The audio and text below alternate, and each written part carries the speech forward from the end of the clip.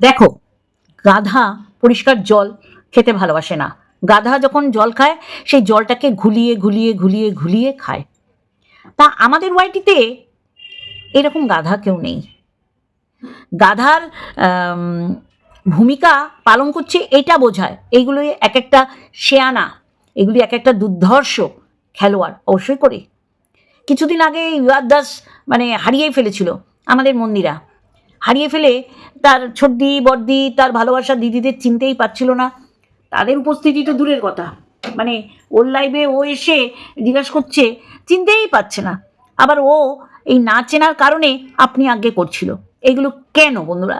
এইগুলো জাস্ট আমি বলছি ওই সেই ডে ওয়ান, সেই 3 বছর আগের থেকেই বলুন বা তারপর থেকেই বলুন,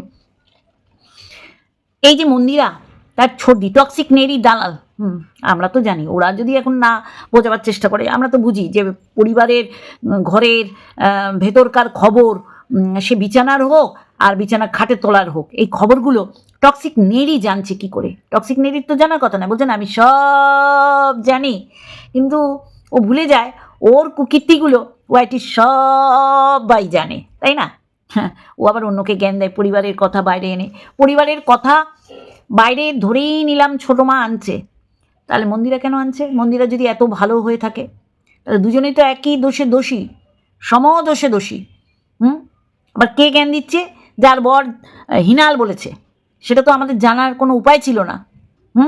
আমরা জানতাম যদি নাই টক্সিক নেরি নিজের ভিউজ বাড়ানোর জন্যে এইগুলো করেছে। তাহলে নিজের পরিবারের কেচ্ছা কেউ যদি এখানে তুলে দেয়, মানুষ কি করবে? সে কেচ্ছা নিয়ে নাড়াঘাটা করবে না? আর ভিউজ, এই ভিউজের কারণে আজকে মন্দিরাকে এইরকম একটা থাম্বনেল সাজিয়ে গুজিয়ে দিতে হলো। কেন বন্ধুরা, কেন দিল? ও তো জানে যে আমার ওই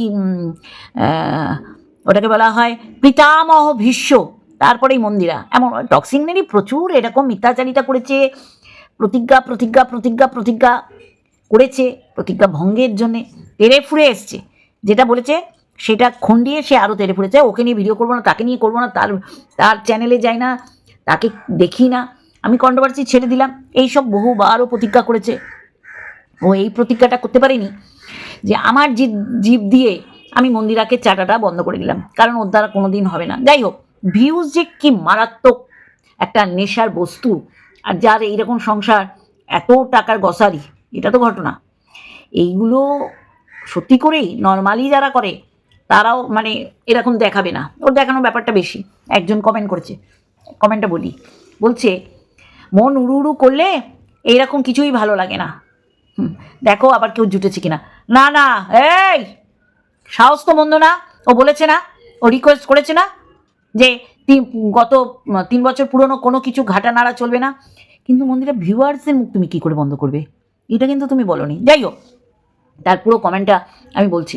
কে এলো জীবনে? হ্যাঁ, আর তোমার মতন মহিলা রান্না করতে ভালোবাসো, এটা কি করে বললে? একদিন রান্না করে 4 দিন যে খায়, সে রান্না করতে ভালোবাসে? Very bad. এইগুলো মানা গেল, কিন্তু তুমি ওই কেউ এসছে নাকি আবার এটা বললে, এটা কিন্তু আমি মানতে পারলাম না। দাঁড়াও, এই কমেন্টের উপর টক্সিক নেরি বসে যাবে। প্রচুরভাবে প্রোটেক্ট করছে, কিন্তু পারছে না ওর অক্ষমতা। কারণ সেইভাবে বলার ক্ষমতা যেমন মন্দিরা হারিয়েছে, টক্সিক নেরি তো হারিয়েছে। তবে টক্সিক নেরিও জানে আল জিপ পর্যন্ত টেনে ছিঁড়ে ফেলতে পারে কন্ট্রোভার্সি মানুষগুলো, যার কারণে মারিয়াকে নিয়ে বলাটা ছেড়েছে, তাই না রে? এখন তোর মনে হচ্ছে না মারিয়ার মা মারিয়ার কাছে আসতে পারে? মা মেয়ের কাছে আসবে তোর সাথে আলোচনা করে কেন, তোর সাথে সলা পরামর্শ করে কেন? জামাইকে যাই বলু, তোর বাপের কি? তোর বাপ মাও তো তোর ওই সিদ্ধারালের বরটাকে পছন্দ করে না, নাহলে তো ছুটতে যেত, তাই না? শ্বশুরবাড়িতে তো কোনোদিন যেতে দেখলাম না, দেখাতে পারলি না অ্যাকচুয়ালি, কষ্ট তোদের। যাই হোক, ভিউজ যে কি মারাত্মক সেটা আজকের মন্দিরার থাম্বনেল দেখলে মোটামুটি আপনারা বুঝে যাবেন। যে কদিন আগে ভুলাক্কার, সে চিনতেই পারছিল না, বা সে প্রতিজ্ঞা করেছিল যে আমি কারো সাথে অন ক্যামেরা দেখাবো না, অফ ক্যামেরা আমাদের খুব সম্পর্ক। সে চাটাচাটি মাটামাটি কুলের আচারের মতন, আমের আচারের মতন, লেবু লঙ্কার আচারের মতন দেয়া রোদের ঝকঝকে টকটকে করে সব আমরা অফ ক্যামেরা করবো, কিন্তু অন ক্যামেরা আমরা করবো না। কিন্তু আজকে থাম্বনেলে কেন দিল? কারণ এই যে আমার মতন কন্ট্রোভার্সি ক্রিয়েটাররা বসে যাবে, আর এইটার জন্যই এরা একে অপরের পরিপূরক। টক্সিক নেড়ি কুত্তিটা যেমন মন্দিরার সমস্ত কিছু চেটে পরিষ্কার করে দেয়, ওর জল কম লাগে, মন্দিরাও তেমনি এই টক্সিক নেড়ির উপর নির্ভর করে ব্লগ চ্যানেলটা চালাচ্ছে। আজকে ভিউজ দেখুন না, ওর তো এইভাবে ভিউজ টানতে হবে, টক্সিক নেড়িরও তাই, ওরও তাই। এরপর ও একটা ওই যে কী বলে ওটাকে, গুগলি, হ্যাঁ কি যেন, দাদাগিরি একটা ছিল, এপিসোড ছিল, সেটা হচ্ছে গুগলি। মানে এমনভাবে বলবে মারপ্যাচ দিয়ে অ্যান্সারটা প্রশ্নের মধ্যেই লুকিয়ে আছে, বা বুদ্ধি খাটিয়ে বলারও স্কোপ থাকে। তাই গুগলি বলবে আমি তো সর্দি কি ওকেই ডাকি, আমার সর্দি প্রচুর আছে, এটা হবে। আর না হলে ও চায় ওকে নিয়ে কন্ট্রোভার্সি হোক, ওকে নিয়ে কন্ট্রোভার্সি থেমে গেলে যে কজন দেখছে সে কজনও দেখবে না। দেখো ভিউজ তো একটা ফ্যাক্টর, ভিউজ তো একটা ম্যাটার করেই, আর সেই ম্যাটার করার পিছনেই হচ্ছে সংসার। এই যে এত গসারি, কত টাকার গসারি বলুন তো, এটা কি ও দেখাতে পারতো না? এইগুলো করতে গেলে ওকে ভিউজ টানতে হবে, আর ভিউজ টানলেই রেভিনিউ জেনারেট হবে, রেভিনিউ জেনারেট হলেই ওর মাস গেলে ব্যাংকে টাকা ঢুকবে, ও তখন এইরকম হই হুল্লোড়, এইরকম গসারি, তারপর 12 ভূতকে খাওয়ানো। তবে বহুত বুদ্ধিমান টক্সিক নেড়ি, অতটা হয়ে উঠতে পারিনি। ও চোরকে চুরি করতে বলে গৃহস্থকে সজাগ রাখতে বলে। এই যে আজকে ওর মা এসে রান্না করে দিচ্ছে, ঘর গুছিয়ে দিচ্ছে, মশলাপাতি গুছিয়ে দিচ্ছে, অবশ্যই করে ওর বাবার বাড়িটা, যে বাড়িতে এইরকম মৃত্যুর পর বহু দিন বহু মাস না থাকলে ওটা একটা ভুতুরে বাড়ির মতন হয়ে যায়, সেই বাড়িটাও তো দেখভাল করছে। আজকে তো ওর মায়ের ওখানে থাকার কথা ছিল, কিন্তু কিভাবে অনুপ্রবেশ ঘটেছে আপনারা জানেন। আমি মনে করি ওর মায়ের ওখানে থাকাই উচিত। কেন থাকবে না ভাই? ওর মায়ের পরিস্থিতির শিকার হয়ে সেই সময় যে আকাম করেছিল, তারপর মেয়ের প্রেগনেন্সি, মেয়ের মা হওয়া, সেই জার্নিটাতে ওর পরিবারের মানুষগুলো ছিল। তাহলে সেই মানুষগুলোকে একবার বোঝাচ্ছে যে এদের সাথে আমার সম্পর্ক কী। আবার নিজেও কমিউনিটি পোস্টের মাধ্যমে বলতেও চাচ্ছে না যে দুমুখোর শব্দের আর জায়গা নেই। আবার ভেতরের খবর প্রোভাইড করছে কাকে? টক্সিক নেড়ি কুত্তিকে, যে এইগুলো বরাবর করে এসছে আর করে আসবে। প্রত্যেকবার ওর মুখে ঝ্যাটার বাড়িটাই মারে মন্দিরা, সবচেয়ে জোরে, সবচেয়ে আওয়াজ করে, সবচেয়ে বেদনাদায়ক ঝ্যাটার বাড়ি যদি কেউ মেরে থাকে সেটা মন্দিরা প্রত্যেকবার নেড়ি টক্সিকের মুখে মারে, এবং ওর বসতে হয়। যেমন ওই যে মারিয়া কিচ্ছু বলেনি, মারিয়াকে ডে 1 থেকে ছিঁড়ে কুটে খাচ্ছে, না পারলে স্ট্র দিচ্ছে, ওদের চোর সাব্যস্ত করেছে, ওদের চিটিংবাজ, ওরা টাকা দেয়নি, টাকা মেরেছে, এই দালালকে দিয়ে বলিয়েছে। তারপর কি করছে? একটা উত্তর, মারিয়ার জাস্ট একটা উত্তর দিয়েছে, ফালতু বেকার লোকের ভিডিও দেখো না, আমিও দেখি না। তার পরিপ্রেক্ষিতে ও কি করতে বসলো বলে, তারা বাবা এই এই এই করলো, আমার ট্যাবলেট বেরিয়ে এলো গো, বেশি ওই শক্তি প্রয়োগ করলে যেটা হয়, ট্যাবলেট বেরিয়ে এলো, যাই হোক, তাহলে এইগুলো করলো, ঠিক আছে? মানে ও বলবে, ওকে বললে ও নিতে পারে না। এইবার মন্দিরার সাথে ওর ভালোবাসা, এই ভালোবাসার কারণ কি? যে ছর্দি, টক্সিক ছর্দি, আমি যেগুলো পারবো না বলতে তুই বলিস। হ্যাঁ অবশ্যই করে মানুষ মনে রেখেছে, তুমি ভুলে যেতে বলছো, কিন্তু ভুলতে কি মানুষ পারবে? তুমি যদি 5 বছরের আগের ভিডিও তুমি পাবলিশ করো, যে পরিবার, তোমার শ্বশুরবাড়ি তোমাকে কীরকম ভালোবাসতো, মানুষ তখন ওই স্মৃতির পাতায় নাড়াচাড়া করবে। সবচেয়ে বড় কথা, বারংবার বলেছি, টক্সিক নেড়ি যত দিন থাকবে মন্দিরার সাথে, মানুষ অতীত ভুলবে না, কারণ এরাই ভুলতে দিচ্ছে না। আজকের এই যে থাম্বনেলে এই ছর্দি কথাটা, এবার ও যদি অন্য ধরনের কিছু খেলার চেষ্টা করে, ক্লিকবেট, যে না আমি তো এটা বলিনি, আমি তো বলেছি এদের সাথে আমার অফ ক্যামেরা ভালোবাসা, অন ক্যামেরা না, তাহলে তুমি অন ক্যামেরা থাম্বনেল সাজালে কেন? এবার এই ছর্দি কি ওই ছর্দি, আমি কি বলেছি? না, আমরা যেটা জানি ছর্দি মানেই হচ্ছে এই টক্সিক নেড়ির কুত্তির মুখটা ভেসে আছে, তাহলে অতি চালাকের গলায় দড়ি। তাহলে তোমরা কেউ কাউকে না চেটে থাকতে পারবে না। আর এই মুহূর্তে দাঁড়িয়ে মন্দিরার ভিউজ প্রচুর কম। যেমন টক্সিক নেড়ি সানগ্লাস পরে, মানে কি বলবো, মানে যেমন তেমন করে হোক ভিউজ টানার চেষ্টা করছে, কোনো দিন দেখলাম না 10 কভার করেছে, 10 পেরিয়ে গেছে। ঠিক মন্দিরারও একই সিচুয়েশন। এবার কি করবে এরা?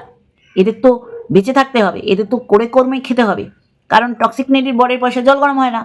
আর ওইদিকে সোমনাথ না মন্দিরার পয়সায় সংসার চলে, এটা তো স্বাভাবিক। তাহলে তাদের তো এই রোজগার করার জায়গাটা ফিল্ডটাকে তাদের তো সচ্ছল রাখতে হবে। তাহলে এরা কন্ট্রোভার্সি ছুঁড়ে ছুঁড়ে দেয়। হ্যাঁ, যে এই 2-4 দিন আগে বলেছিল, মানে সব দেখাচ্ছে, স্কন্দ কাটা, পা দেখাচ্ছে, হাত দেখাচ্ছে, সব বোঝা যাচ্ছে। ও ওই গিফটগুলো দেখিয়ে নিয়ে ওর বাড়িতে নিয়ে যাচ্ছে, ও আবার ওই গিফটগুলো দেখিয়ে বলছে এটা আমার একটা দিদি দিয়েছে। পরিষ্কার হিসেব বিলো কোয়ালিটির গেম এরা খেলছে, যেটা মানুষের পাতে নিতে পারছে না, ওয়াক্থু অখাদ্য বলে ফেলে দিচ্ছে। দেখো, ও কন্ট্রোভার্সি চায় আর আমরাও কন্টেন্ট চাই। ও ওইটা দিয়ে আমাদের খাবার দিল যে নাও তোমরা কন্টেন্ট দিলাম, আমরা তো কন্টেন্ট করবো। আমরা তো বুঝতে পারছি যে ওদের এখন হাল বেহাল হয়ে গেছে, কিন্তু আমাদের বলতে হবে, আমাদের টাইটেল থাম্বনেল দেখে আমাদের বলতে হবে।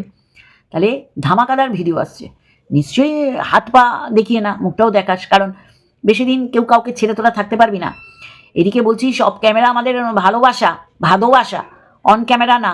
এদিকে পরিবারের কেচ্ছা কেলেঙ্কারি, পরিবারের গোপন কথা সব ওপেন করে টক্সিক নেডির হাতে পৌঁছে দিচ্ছে মন্দিরা। এটা তো বোঝাই যাচ্ছে। নাহলে কার এত বড় সাহস হয় নাঙ্গিপানা করে ছোটো মাকে এসে বলে আমরা সব জানি, সব বান্ধবীর ছেলেকে মিস ইউ, সব জানি। কি ননাস কেন কথা বলে না, সব জানি। হ্যাঁ, শুধু মানে নির্লজ্জ বেহায়া, শরীরে রক্ত মানুষের না, দেখতে মানুষের মতন, একটা জল জ্যান্ত ওয়াইল্ড অ্যানিমেল, সব জানি। যাই হোক, আমার কথা হচ্ছে এই যে মন্দিরা থাম্বনেলে খেলছে, এইটা দুটো কারণে খেলছে। এক হচ্ছে কন্ট্রোভার্সি জন্য কন্টেন্ট ছুড়ে দিচ্ছে, কারণ কন্ট্রোভার্সি ছাড়া ওর দুরবস্থা।